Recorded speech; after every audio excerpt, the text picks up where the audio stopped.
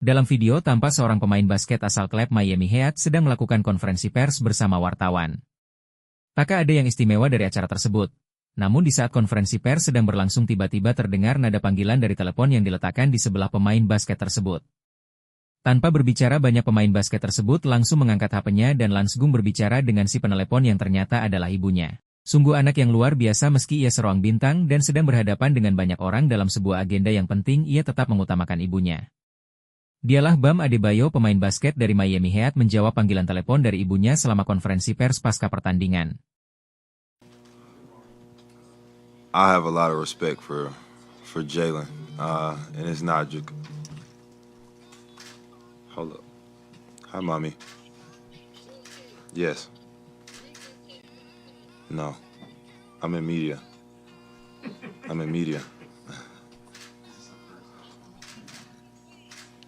Nah, I wasn't in it. Nah, it's all good, Ma. Hi. Sorry. What'd you say?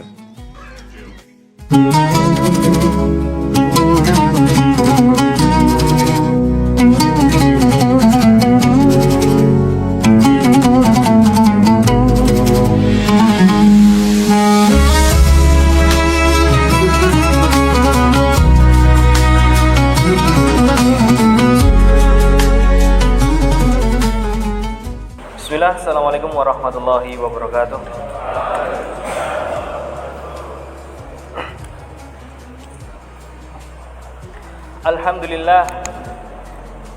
Alhamdulillahilladzi khalaqal umma nahron yajzi bil hikami wa ni'ami. Segala puji bagi Allah yang telah menciptakan ibu yang nasihatnya laksana sungai yang mengalir dan penuh hikmah dan nikmat. La tazalu tunsihu bi kulli kalamin tahkil haqqa bi ghairi malamin. Ia tak henti memberikan nasihat dalam segala hal, segala waktu, segala keadaan. Selalu berusaha memberikan nasihatnya, menyampaikan kebenaran tanpa ada celaan dan hal yang kasar di situ. Walakinnakum latadruna annaha, akan tetapi yang perlu kalian ketahui,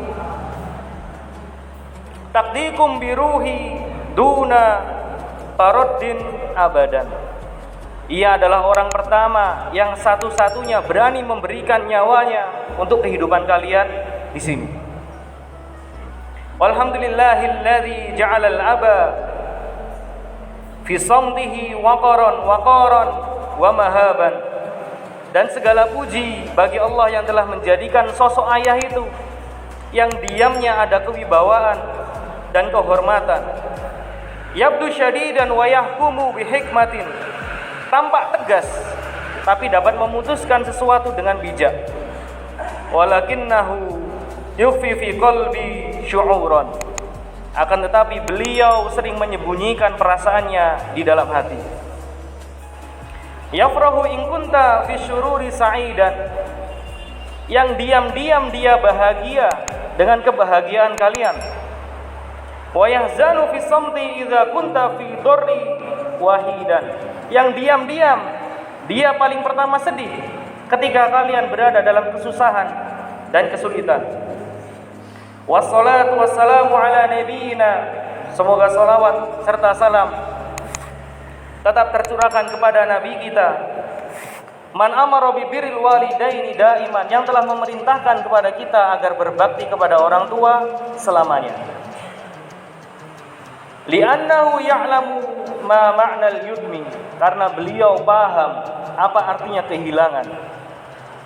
Yakunul 'aisyu fid dunya bi ghairihima, dan beliau paham bagaimana hidup di dunia ini tanpa kehadiran mereka berdua, kedua orang tuanya. Wa ala alihi wa ashabihil kiram, dan kepada keluarganya serta sahabatnya yang mulia. Wa kulli muslimin, dan setiap orang muslim. Yurabbi nash'an bil islami, yang merawat dan mendidik anaknya dalam ajaran Islam. liyakunu salihina fi hadhil hayah, sehingga anak-anaknya bisa menjadi anak-anak yang soleh di kehidupan dunia ini. Yarju ridallahi wa yas'auna lil jannati, yang selalu menginginkan ridha Allah dan mengharapkan surganya. Para santri dan asatidzah yang semoga berada dalam lindungan Allah dan rahmatnya, sebentar lagi kita akan menghadapi momen di mana kita akan bertemu dengan keluarga. Mungkin untuk orang di luar sana namanya liburan. Jika di Ar-Rahmah apa namanya? Tugas dakwah. Yang artinya tidak hanya meliburkan diri dari segala sesuatu yang kita lakukan di pondok, namun di situ ada misi. Apa misinya? Berdakwah. Kepada siapa kita berdakwah? Kepada orang yang tidak kita temui di pondok khususnya, yaitu kepada orang tua ataupun keluarga dan tetangga kita, teman kita dan lain sebagainya. Jadikan momen tugas dakwah ini sebagai kesempatan emas untuk berbakti kepada orang tua. Bukan berarti ketika di dalam pondok tidak perlu berbakti, tetapi ketika bertemu dengan orang tua, masa liburan ketika pulang, itu adalah waktu yang sangat berharga. Kesempatan emas ketika kalian bertemu dengan orang tua, bisa berbakti kepada orang tua, dan bisa menunjukkan bahwa anakmu ini anak yang berbakti dan soleh bagi mereka. Jangan sampai ketika kita pulang, entah itu para santri ataupun yang lainnya, ketika pulang ke rumah, justru orang tua merasa beban sehari-harinya semakin berat. Kok nambah kerjaan bereskan kasurnya anak, kok nambah kerjaan ngingetin anak sholat, kok nambah kerjaan nyari anak malam hari gak pulang-pulang. Jangan jadikan liburan kita sebagai beban untuk mereka. Meskipun pada dasarnya seorang anak itu tanggung jawab, bukan beban bagi orang tua. Tetapi bisa jadi kita bisa menjadi beban ketika kita melakukan hal-hal yang menurut mereka tidak layak, yang menurut mereka menyusahkan. Bangun tidur, kasurnya ditinggal. Malam keluar, tidak ada jam, tidak tahu waktu, tidak izin, tidak mengabari orang tua, cari-cari, tanya sana sini. Bukankah itu menyusahkan? Niat kita berbirrul walidain, berbakti, malah orang tua yang sibuk dengan kita di rumah. Oke, teman-teman sudah pernah mendengar bagaimana Allah mengatakan di dalam surat, di dalam Al-Quran, bahwa berbakti kepada orang tua itu derajatnya nomor 2 setelah ibadah kepada Allah. Jadi di berbagai ayat di dalam Al-Quran, Allah mengatakan bahwa berbakti kepada orang tua itu posisinya nomor 2 setelah ibadah kepada Allah. Di dalam surat Al-Isra ayat 23 yang artinya, dan Tuhanmu telah memerintahkan agar kamu jangan menyembah selain Dia. Artinya Tuhan Allah memerintahkan kita untuk beribadah hanya kepadanya, dan hendaklah dia berbuat baik kepada kedua orang tuanya. Dengar, setelah disuruh beribadah kepada Allah, nomor 2-nya apa? Berbuat baik kepada orang tua. Dan jika kalian merawat mereka, salah satunya atau keduanya sampai usia tua, jangan sekali-kali mengatakan Jangan sekali-kali mengatakan dan janganlah kamu berkata kasar kepada mereka, membentak mereka, dan ucapkanlah kepada mereka perkataan yang baik. Oke, menarik sedikit dari perkataan ini. Di Indonesia kita tidak tahu itu apa. Itu apa? Dalam beberapa perkataan ulama, ini adalah menunjukkan dengan suara, dengan ucapan bahwa kita sedang jengkel dengan orang tua. Ingat, kita jengkel, menunjukkan gestur jengkel, menunjukkan suara yang jengkel, wajah yang jengkel, itu dilarang dalam Al-Quran. Allah yang mengatakan kita tidak bisa mengatakan dan kata ulama tidak hanya perkataan, tetapi gestur yang kita tunjukkan dengan menyiratkan kalau kita jengkel dengan panggilan orang tua atau dengan kehadiran orang tua, itu dilarang. Dalam tafsir Imam Al-Qurtubi mengatakan, jika cara menyakiti yang paling ringan, jadi ini dianggap cara menyakiti yang paling ringan. Jika cara menyakiti yang paling ringan ini dilarang, maka cara menyakiti yang lebih berat lebih dilarang lagi, apalagi sampai memukul. Bahkan na'udzubillah, beberapa berita kami baca ada anak sampai membunuh orang tuanya. Na'udzubillah. menunjukkan gestur jengkel saja nggak boleh, apalagi membunuh, diusir dari rumah, dan lain sebagainya. Apakah hanya ada di ayat saja? Ternyata tidak. Rasulullah menegaskan kembali bahwa posisi birrul walidain, berbakti kepada orang tua itu sangat mulia dan nomor 2 setelah ibadah kepada Allah.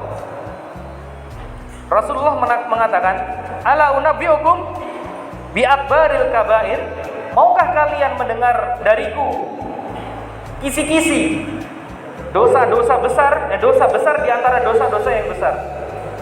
Para sahabat menjawab, bala ya Rasulullah, tentu kita mau dengar ya Rasulullah.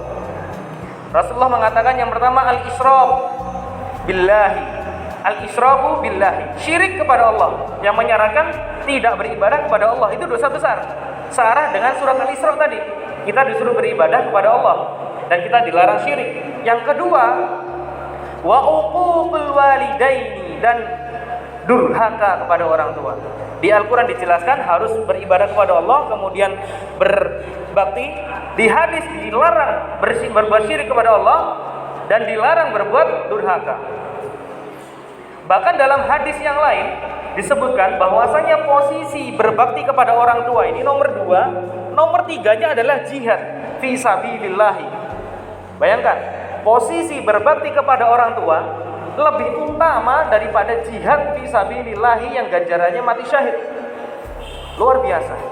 Ada seorang sahabat yang bernama Muawiyah, bukan Muawiyah yang kita kenal ya, Muawiyah bin Jahimah, kalau kami tidak salah, pernah berdiskusi kepada Rasulullah akan keberangkatannya dalam jihad. Rasulullah bertanya, apa kamu masih punya orang tua? Masih ya Rasulullah, rawat dulu orang tua. Itu menunjukkan bahwa jihad ini ternyata posisinya lebih rendah daripada birrul walidain. Dari hadis dan surat ayat tadi, insya Allah kita paham ya, bahwasanya birrul walidain, berbakti kepada orang tua itu bukan perkara yang remeh, bahkan perkara yang sangat penting, jauh di atas jihad, yang letaknya langsung di bawah ibadah kepada Allah. Lalu sebagai santri, sebagai asatidzah, sebagai orang yang masih memiliki kedua orang tua, yang nanti kita akan pulang ketika tugas dakwah, apa yang harus kita lakukan untuk berbakti? Apakah kita harus mengumrohkan orang tua? Punya uang untuk mengumrohkan orang tua? Menghajikan orang tua? Belum. Ataukah harus melakukan hal-hal yang besar? Tidak. Berbakti kepada orang tua itu banyak sekali caranya. Dari segi usia, dari segi kemampuan orang berbeda-beda. Kita lakukan yang mampu kita lakukan. Kita mampu sesuatu, maka kita lakukan. Kalau kita tidak mampu, kita cari yang mampu. Khusus untuk tugas dakwah nanti, ada beberapa tips dari kami untuk melakukan bakti kepada orang tua. Kalian pernah mendengar kata takwa cerdas mandiri? Dengan itu insya Allah kita bisa berbakti dengan orang tua. Apa maksudnya? Dengan takwa, ketika kita pulang ke rumah, tunjukkan kita ini santri, tunjukkan kita ini benar-benar belajar agama di sini. Maka ibadah ketika di rumah jangan kendor, jangan beralasan, ayah, ibu capek di pondok tahajud, biarkan malam ini dan malam-malam selanjutnya ketika di rumah aku tidur, main game dan ngopi. Tidak. Orang bertakwa dimanapun dia berada, entah di pondok atau di rumah, tunjukkan ibadah yang sering dia lakukan. Apakah itu masuk birrul walidain? Termasuk. Orang tua akan senang, orang tua akan bahagia, orang tua akan merasa masa tuanya selamat karena memiliki anak yang soleh. Selain dari itu, takwa juga kita menjadi anak yang soleh. Karena kata Rasulullah, ada 3 hal yang tidak akan terputus ketika anak Adam atau orang itu meninggal.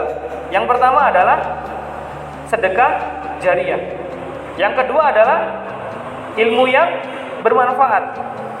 Yang terakhir adalah anak yang soleh yang mendoakan orang tuanya. Tiga-tiga itu mas, tiga-tiganya